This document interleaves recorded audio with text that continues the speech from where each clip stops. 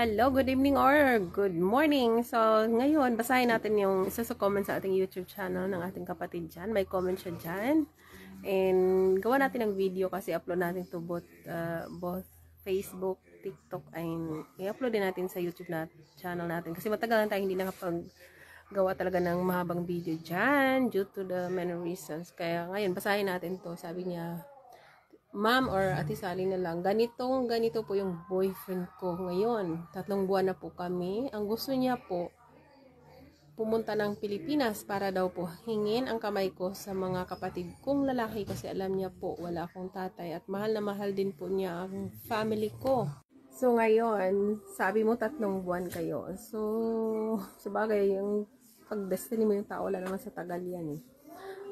Tingnan mo ba kung gaano ba kaseryoso yung sinabi niya. Kung halimbawa, okay naman siya sa communication niyo everyday, and sa palagay mo, pumasa naman siya sa mga gusto mo, tanungin mo siya sa lahat ng mga gusto mo, at tignan mo yung sagot niya kung tugma ba sa gusto mo, and tingnan mo yung paano kanya itatrato during LDR ninyo.